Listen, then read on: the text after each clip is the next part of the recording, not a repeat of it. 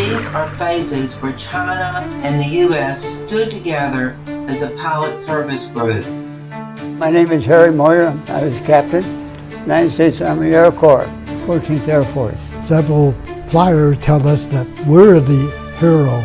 We fixed their plane to fly there and come back and make sure they come back. 從開始第一期戰隊時期已經係有台山、華僑。Well, the common goal was to join the battle against that fascist government of Japan. From the AV to the 10th Air Force and then the 14th Air Force, all them Flying Tigers.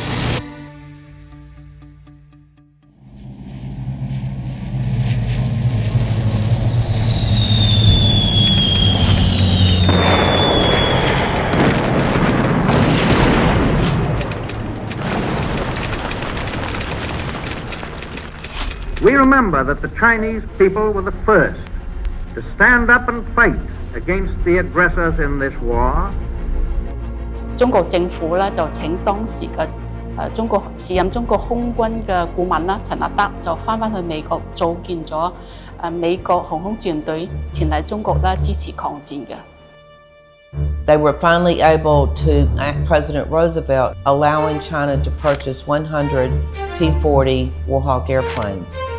They also gave Chenault a secret letter allowing him onto the military bases to recruit the men, pilots and support crew to come sign a contract to come fly for China.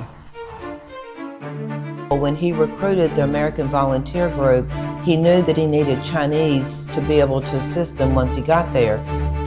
So he put an ad in the Portland, Oregon newspaper asking if any Chinese wanted to go back and to assist their homeland in the battle against the Japanese. They could sign up to go back with this American volunteer group, and they would be trained to be mechanics on the P-40 Curtiss-Wright engines that were on the P-40s. So he had 9 Chinese that signed up for that, and they were trained as mechanics, but they were also used as interpreters for the rest of the American volunteer group. 美國航空志願隊咧就正式成立啦。咁佢嘅任務咧主要係有3方面。咁一個咧就係佢嘅駐地昆明地區嘅防空，第二個咧就係前線重要地區嘅一個野戰作戰。咁第三個咧就係要打擊通過田面公路嘅日軍地面部隊。American airmen, and they were in support of the Chinese troops, and also the limited amount of Chinese pilots that were associated with it.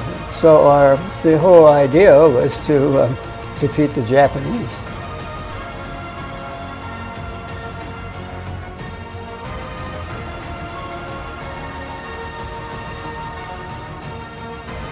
咁當時嘅飛護隊嘅將軍陳立德啦，同埋駐華嘅最高長官史迪威啦，就請求美國嘅戰務部啦，就要成立一支又識中文嘅又識英文嘅華人嚟中緬因嘅地區支持抗戰。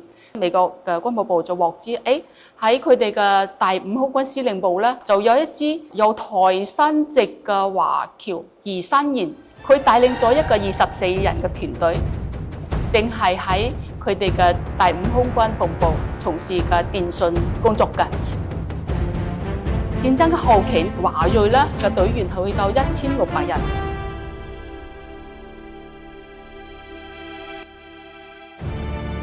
I was graduated from high school in 1943 in June. I was 18 years old then and joined the 14th Air Force. And I was fortunate enough to be able to join the 555 Air Service Squadron.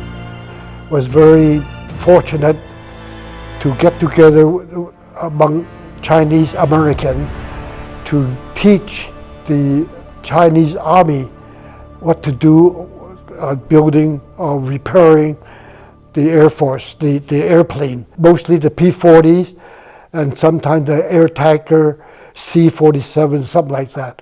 And we get along pretty good. We don't speak the language because we speak Cantonese and they speak Mandarin.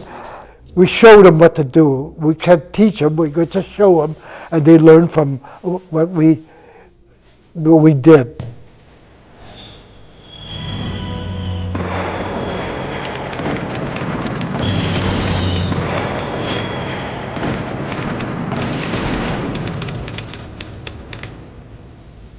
Yeah, that Himalayan hump is a very, very rocky little place. You don't want to go down there. There's no entrance of that. The Air Transport Command, which was the leg of the Air Force that took everything out of China had to be flown in, and that's what they had to do. And they were marginal to press the mountains, and the weather was really bad there, and so they lost quite a few. I think 2,000 men into the hump.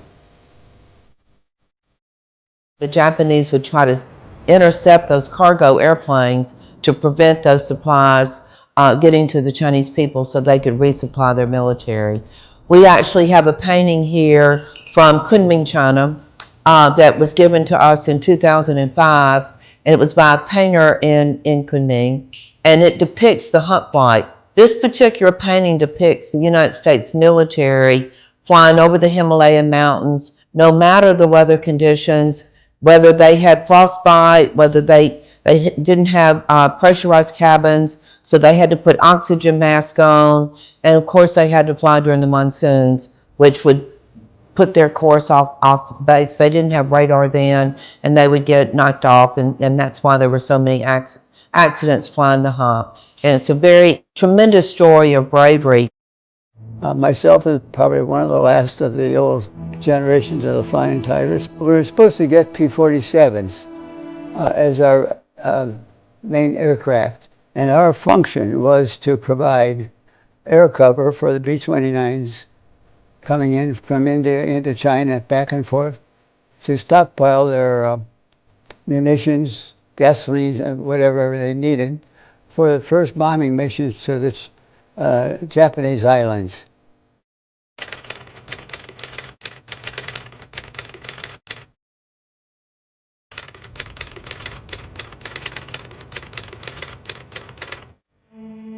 The number one thing that I got from them was the affection that they had for the Chinese people. Many of them, the American soldiers, called the Chinese people brothers. They didn't understand the language, but they could read the bloodshed and understand that this was a friend of China. And they successfully got these men back to their troops and where they needed to be. Every time a Chinese civilian saw an American coming down on a parachute, they want to go help, right? I'm going to help him. But wait a minute. If I help this guy and the Japanese find out, I'm dead, my children are dead, my wife is dead, our whole village is dead. Now, do you understand what a terrible choice that is? That is a remarkable act of courage. Despite that, hundreds of times, Chinese or groups of Chinese rescued the Americans under the nose of the Japanese, hid them in bushes, hid them in holes, whatever it took, and got them back. When I got discharged from the war, I don't even think about the war.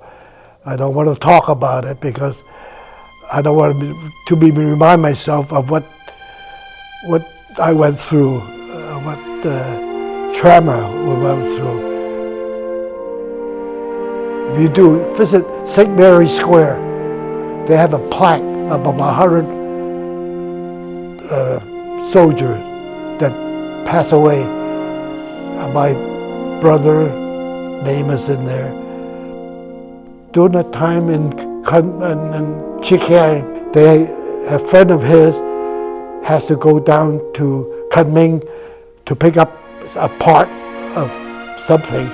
This friend of his couldn't make it, so he asked my brother to go down with him.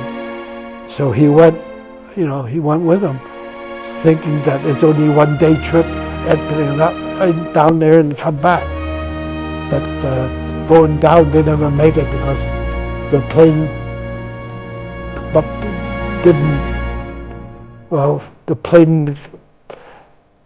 fell and got crashed or something, or got or got shot at or something. We don't know, but he didn't come back. And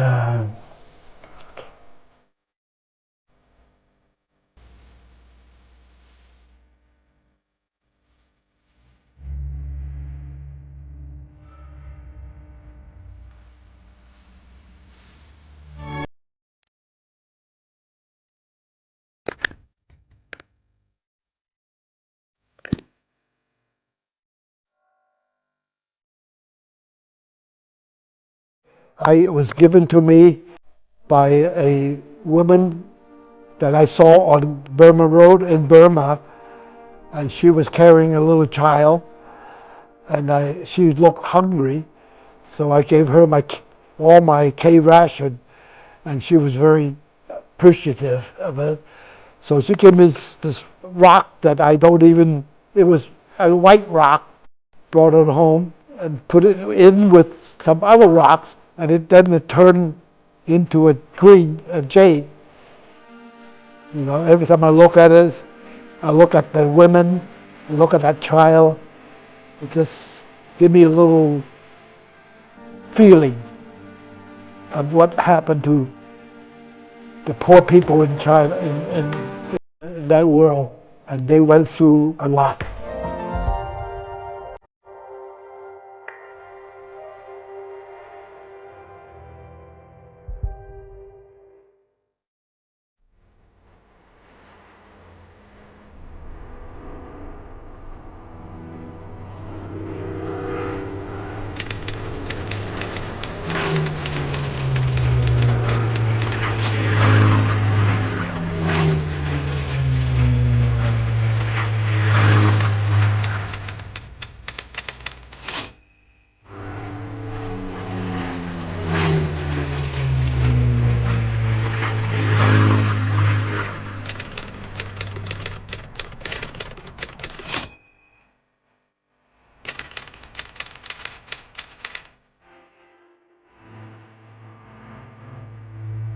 It gave the world a chance for the individual people to live as they would like to live, for instance, without undue, harsh exterior governments. So I don't know. I think it eliminated that form of oppression for the rest of the people of the world. China played a very, very important role in the Allied victory. We say the anti-Japanese war, but in the United States and Europe we say the Second World War. Without China, the Second World War would have been very different. And the Chinese soldiers in the 14th Air Force and the AVGs, the Flying Tigers, were critical in helping win the war because they kept so many Japanese occupied and they couldn't go and participate anywhere else. My grandfather wrote a book in 1949 called Way of a Fighter. The very last sentence of that book, he says, "It is my fondest hope that the sign of the Flying Tiger will remain aloft just as long as it is needed on both shores of the Pacific to show two great peoples working toward a common goal in war and peace."